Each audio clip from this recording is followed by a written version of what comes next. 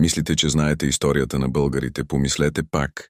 Силата им не е в митична кръв, а в брутално ефективна система. Степна машина за победи, управлявана от желязната воля на Кана. Те са наследници на Велика България, организирана военна аристокрация, готова да прекрои света. Годината е 680-та, мястото Онгала. Император Константин IV води огромна армия, за да смаже варварите. Отговорът на Кана Спарух е конна буря.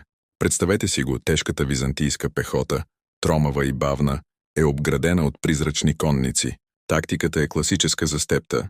Изтощаване, флангови удари и дъжд от стрели. Българите не търсят челен сблъсък.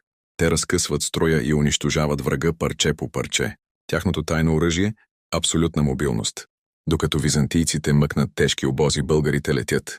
Хранят се с сушено месо и кобилешко мляко. Всеки войн е самодостатъчен.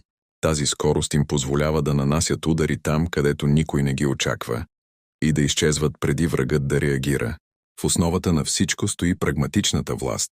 Тенгризмът обединява войните в желязна лоялност към Кана. Няма рицарски кодекси, само студена стратегия и дисциплина. Съюзите се сключват и нарушават според изгодата. Това не е просто миграция, а пресметнат ход, който принуждава най-могъщата империя в